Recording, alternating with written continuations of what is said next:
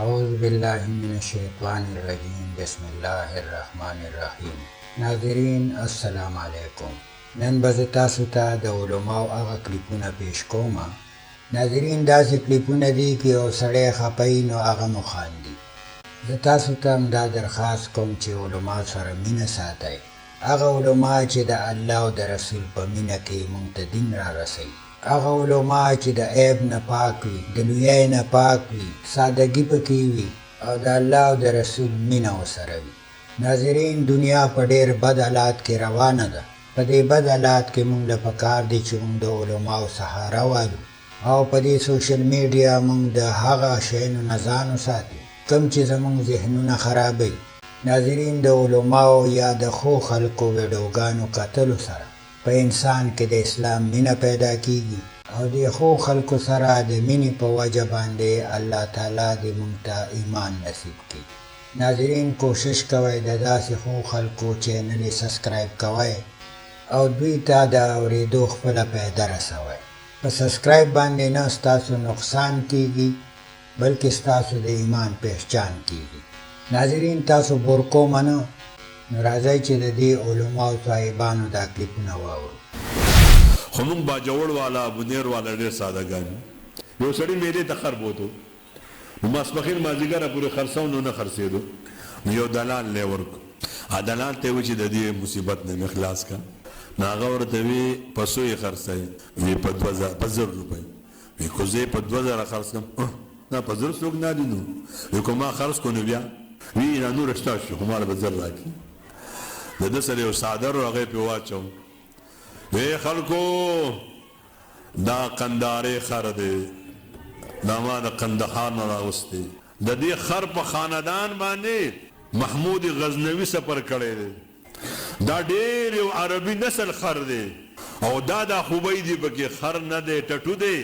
پتلو کې عجیبه دی اوس واګې پراخ کې دا منډې وله په دې میله کې ورکړې بس چې خلکو وکتل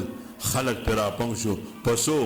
خلک وی په 2000 دی وی نه خلک وی په 3000 دی وی نه خلک وی په 4000 دی وی نه خلک وی په 15000 دی وی نه مړه تاسو قیمت باندې نه پوهیږئ چې دا خلک پرې راپنګ شو نو دا د خر مالک دی دلال ته وایي نایکا خو ډېر قیمتي چې ځان ته پرېږدو نو هغه وایي خو رښتیا باجوړی یې که نه رښتیا بندیری یې که نه خو دا خو ستا هغه خر و دا خو زما په دې خولې کې قیمتي شو. لکه څنګه ګرمپیر بابا کې چې رایسته و نن نه څو کاله مخکې ملک سعد ته بریلیان راغلل ورته ویي چې موږ خوب لیدلی دی جي دا بابا موږ ته ټولو علماو ته راغلی دی راته یې ویلي دي چې ما دې ځای نه لرې نه کي. ملک سعد ورته ووایي چې زه والا حیران یم چې ستا خوب ومنم که خپل خوب ومنم. هغه ورته چې هغه څنګه وایي چې ماله دا بابا څومه شپه ده چې خوب کې راځي راته وایي چې په خدای بشي او پتا بشي ډېر ایکشوټ رارې زه دومره تنګ کړی یم په دې ګرمپیر بابا کې چې مازغه مې بالکل خراب دي چېرته خوشي ځای له مې یوسه. نو اوس که بریلیانو ورته ویلی چې ستا دا خوب غلط دی نو هغه به ته چې نو په تا کومه وحي راغلې ده خو ته هم دروغجن بچی ښه مزېدار وروره ورپسې خپارې راوستې 28 فوټ کودایي وکړه قبر پکې دا چې شمدید خبرې بیا چې کله پوه شو چې نشته قبر خو هغه زیارت والا خلکو خو کار خراب شه هغه ووایي چې اوس چې نشته شي خو دې سره خو الغټو من الغټې نشته کېږي هغه ځای ته لاړ هغه ځای کې بل قبر جوړ کړو چې موږ هغه ځای نه هډوکي راوړه نو خلک خو بیا دا پوښتنه نه کوي چې ته موږ ته کمپیوټر کې وښایه چې تا رښتیا راوړي دي که اوس هغه ځای کې لوبه ګرمه ده. د محمد خان جومات کې یو مولا تقریر کولو یو عرب ورته راغی ورته چې یا مولانا فتركني انا اسال من الناس ليس معي الزاد والراحله انا اذهب الى مكه. نو دی ورته وایي چې چپ کرو. هغه عرب ورته وایي چې یا شیخ اي شيء چپ کرو قلت لك فتركني اسال من الناس ليس معي الزاد والراحله. نو دی بیا ورته وایي چې چپ کرو اي شيء چپ کرو. نو بیا ورته وایي چې المسجد بخرج دا زمونږ حال هغه ونه دی بیا ولا ما ته وایي چې څنګه ملک دی مونږ بیا ما پاس کړی دی ما ته نوکري نه ملاویږي مال بیا دې پاس کړی دی ویله مال څه شي کې دې پاس کړی ویل ساینس کې مال ساینس کې دې کړی دی ویله مال هینګینګ څه ته وایي او دا لفظ کوم وخت کې ویلی شوی ویل دا خو ما ته پته نشته مال والله که دې چپړاسیم برتي کوم خدای پېژندلي یې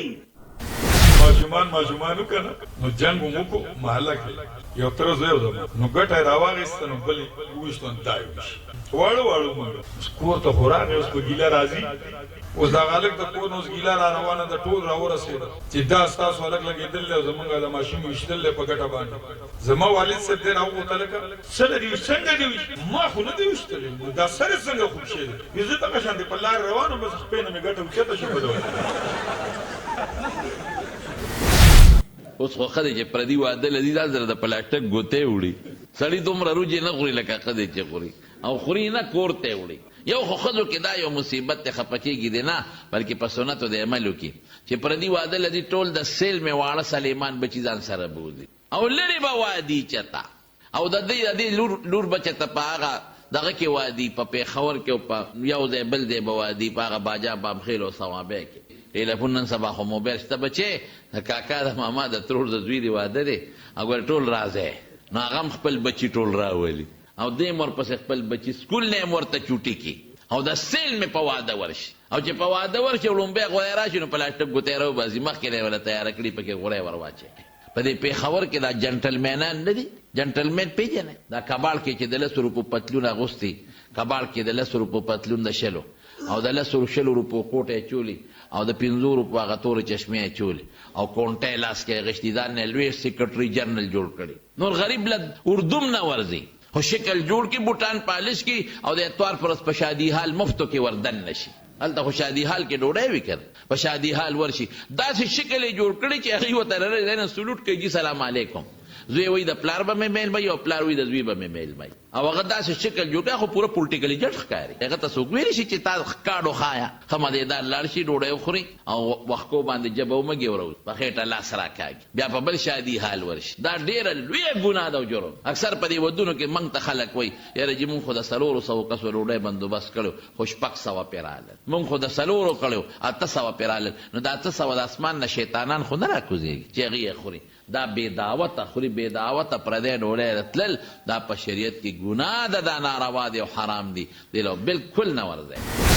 زمونږ علاقه کې یو سړی و د ښځې سره ورانه شوې وه